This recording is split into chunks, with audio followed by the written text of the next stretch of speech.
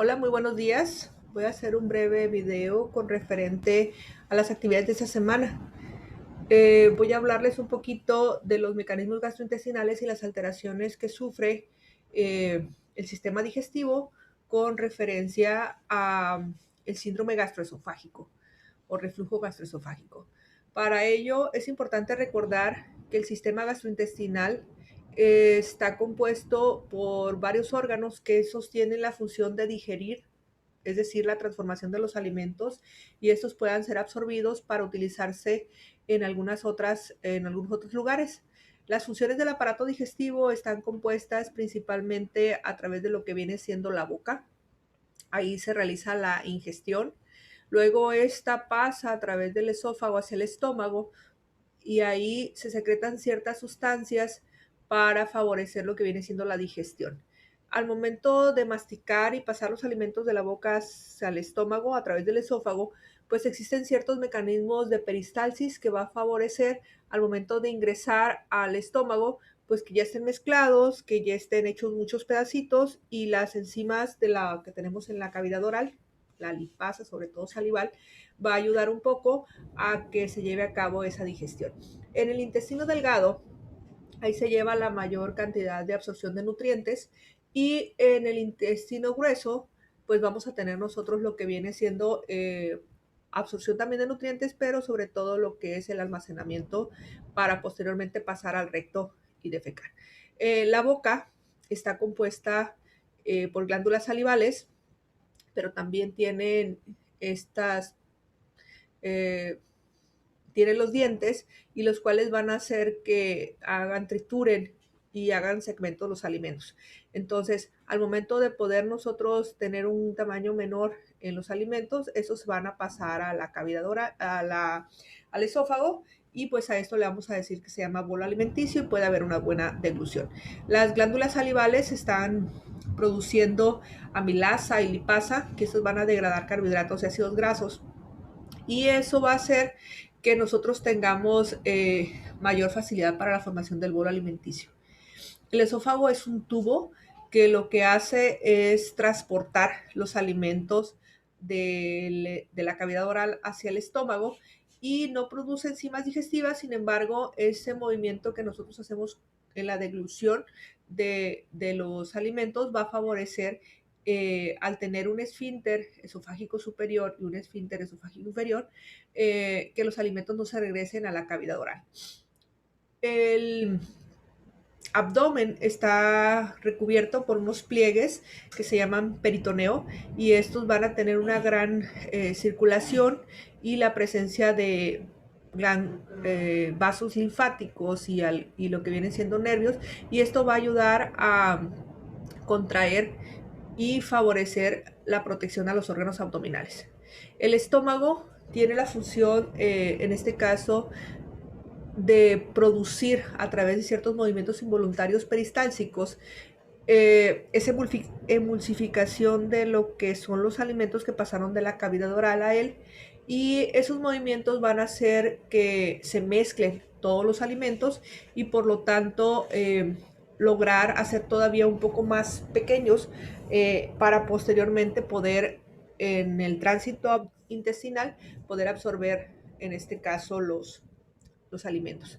Hay una sustancia que se llama quimo, y sustancia quimo es la mezcla de nuestros alimentos con lo que es, en este caso, el ácido clorhídrico y las sustancias que tenemos en nuestra digestión para el momento de reunirse, y de igual manera la secreción de flujo biliar, jugo pancreático, hace que todo, pues en este caso, se pueda digerir. Es muy diferente, les comentaba, si yo tengo el haber consumido alimentos altos en contenido de grasas, pues va a ser una digestión, en este caso, con mayor necesidad de esos jugos gástricos y pancreáticos para poder yo digerirla. Si mi alimentación, pues en este caso, es baja en grasas, pues entonces mi digestión va a ser mucho más rápida. La digestión de proteínas a péptidos también es llevada aquí en el estómago. Sin embargo, es importante nosotros saber que los nutrientes se van a mover solamente en una cantidad muy pequeña en el estómago. El páncreas va a producir aproximadamente de 100 a 1500 mililitros de jugo pancreático y este jugo va a amortiguar el jugo gástrico del quimo y la pepsina del estómago. Entonces, es importante nosotros saber que cuando tenemos trastornos de la digestión o estamos teniendo una digestión exagerada, pues entonces nuestro páncreas tiene la necesidad de estar produciendo más jugo pancreático. ¿Cuál es la función de la bilis? ¿Dónde se encuentra la bilis? La bilis se va a encontrar adentro de la vesícula biliar y esta se encuentra, la vesícula biliar, en el centro de lo que viene siendo el hígado y los hepatocitos van a producir bilis que la van a almacenar en la vesícula biliar. Esas sales biliares lo que hacen es favorecer a la distribución y la absorción de los lípidos cuando nosotros la absorbemos. Entonces, si yo tengo un problema con vesícula biliar, es importante a mi paciente pues que la dieta sea baja en grasas, por eso se llama una dieta libre de ese estímulo de los alimentos en grasas. El intestino delgado está compuesto por 3 partes, cada una de ellas tiene ciertas características muy importantes, pero lo que hacen en sí es favorecer a nosotros una adecuada digestión, sobre todo por la absorción de los nutrientes. Entonces, hay esos movimientos peristálticos que decíamos ahorita, favorecen a que nosotros tengamos esa oportunidad de absorber esos nutrientes. En otro tema vamos a hablar de lo que es el síndrome de mala absorción intestinal y la importancia del intestino delgado. El intestino grueso, entonces, hace que todo el contenido dentro de la luz intestinal pues se vuelva semisólido y aquí todavía se absorben, en este caso, los nutrientes que no se han absorbido, pero puede tener en este caso, más que nada el almacenamiento de las heces. Hay un fenómeno que se llama defecación y este fenómeno es la eliminación de las heces. Es un proceso biológico que tenemos los humanos, bueno, todos los animales, pero lo que se hace es, en este caso, cuando tenemos una gran cantidad de ese almacenamiento dentro del intestino grueso, pues va a favorecer a expulsar cuando pues ya no nos sirve, ¿ok? El estómago está localizado debajo del diafragma, en la cavidad abdominal. El diafragma separa lo que es la cavidad abdominal de la caja torácica y pues está compuesto por varias capas, la mucosa, su mucosa muscular y serosa, que hacen que nosotros tengamos como si fuera una revolvedora al estómago y de esa manera podemos favorecer la digestión. El duodeno es la porción del intestino delgado, el yeyuno es la porción media y el ilion, todos ellos van a constituir una porción muy importante para la absorción de nutrientes. Entonces el intestino grueso está compuesto por una porción tenemos el ciego y el apéndice y posteriormente vamos a tener el colon ascendente, el transverso y el descendente. Continuamos con el colon sigmoides y el recto y el ano. ¿Cuál es la función entonces del tracto gastrointestinal? Las funciones radican en la motilidad, secreción, digestión y absorción. Sin embargo, es muy importante nosotros saber que en cavidad oral la trituración de los alimentos y esa formación de ese bolo digestivo va a hacer que esto sea mucho más fácil. Si nosotros, por ejemplo, comemos algo y solamente tragamos, no masticamos, pues esta motilidad, secreción, digestión y absorción pues va a tener que ser pues mucho más potente. ¿Qué es la motilidad? Es la contracción de músculos del músculo liso gastrointestinal que puede presentarse en diferentes propiedades contráctiles en regiones distintas. El tránsito intestinal va de lo que viene siendo de la cavidad oral siguiendo una línea hacia el recto y ese movimiento es lineal. Si tenemos, por ejemplo, en patologías como la caticia, que es un trastorno de la motilidad del esófago, los alimentos en vez de seguir lineal hacia abajo, se quedan atorados en la parte media en el cuerpo del esófago y pues eso va a hacer que nuestros pacientes tengan trastornos. Hablando de la secreción, pues nuestra boca simplemente segrega medio litro de saliva 24 horas. Nosotros lo podemos observar sobre todo cuando tenemos sueños pues muy, pues que estamos muy cansados y dormimos con la boca abierta, pues estamos babeando, ¿no? Los jugos gástricos, si ustedes observan, están secretados por el estómago y también decíamos ahorita que también nuestro páncreas también segrega jugo pancreático y aquí estamos hablando aproximadamente 2.5 litros en 24 horas. Tenemos la bilis con medio litro y el 1.5 del jugo pancreático y el líquido en la secreción gastrointestinal. Entonces, si sumamos, pues es mucha cantidad de agua que va a favorecer que los alimentos, si son sólidos, pues puedan transitar por nuestra luz intestinal. La digestión pues inicia en la boca a través de la amilasa salival, la lipasa lingual y la masticación, y esto al momento de pasar al estómago es mezclado con ácido clorhídrico y pepsina, lo que va a favorecer que cuando pasen al intestino delgado puedan pasar a lo que viene siendo la circulación, en este caso la importancia de la circulación portolinfática para los nutrientes que van a pasar a metabolizarse en el hígado.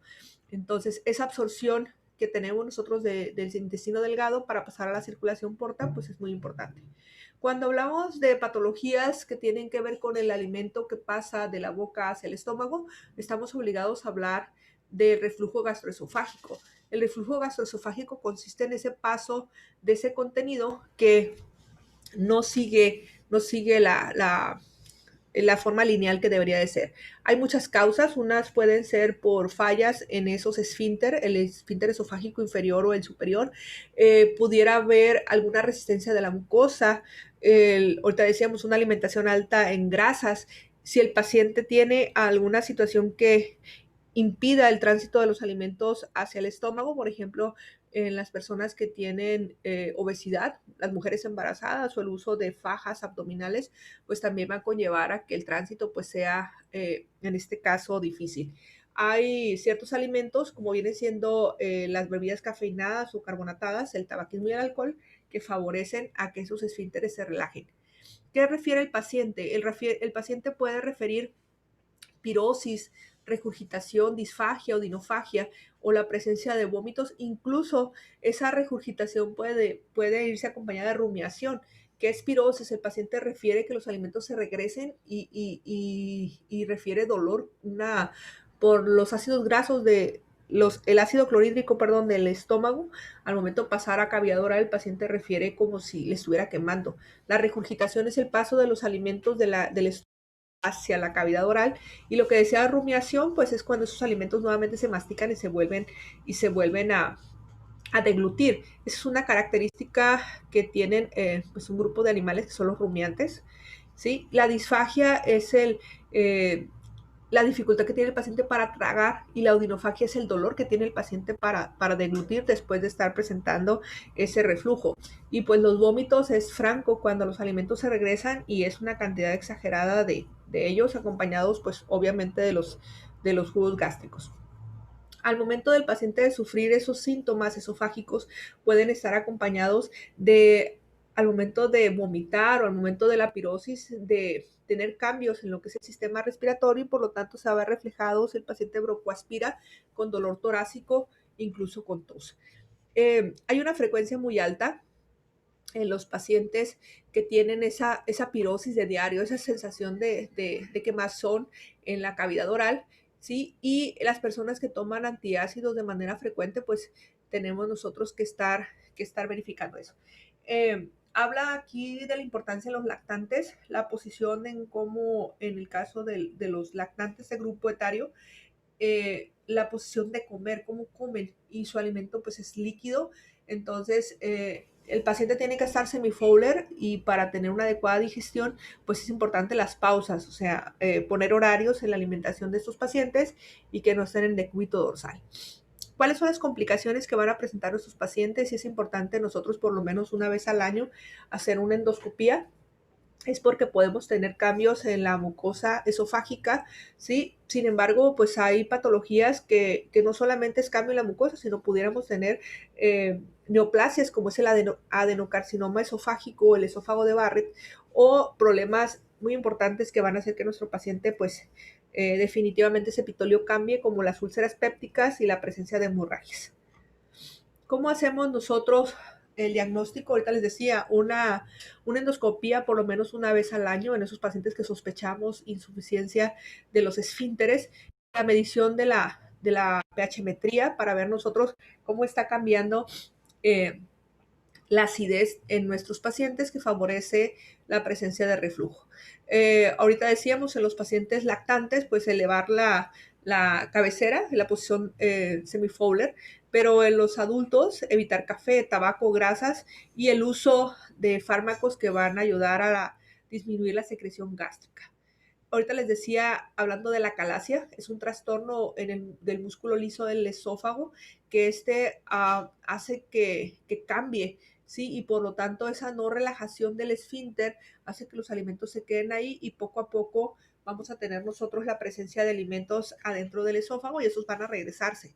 Entonces tenemos la peristalsis, en este caso inadecuada del flujo de los alimentos de arriba hacia abajo y por lo tanto esto vamos a tener nosotros la sospecha cuando se ha presentado por lo menos en uno o más miembros de la familia. ¿Qué refiere el paciente? El paciente va a referir lo que decíamos ahorita, la disfagia, el dolor torácico, la antecedente de tos, broncoaspiración, y pues tenemos nosotros que descatar y para eso pues hacemos la medición de la presión del esfínter esofágico. El tratamiento, a diferencia de los otros, de nosotros poner al paciente en semifowler, es que estos pacientes necesitan lo que viene siendo un procedimiento quirúrgico para favorecer nosotros el paso de los alimentos. Entonces, aquí les dejo esta presentación para que ustedes la revisen y pues estoy para servirle. Acuérdense que nos vamos a enfocar mucho en esas intervenciones de enfermería, en cómo educamos al paciente para que cambie sus hábitos alimenticios y, como bien decíamos, la obesidad es un factor de riesgo para tener nosotros problemas de tránsito, en este caso de reflujo gastroesofágico.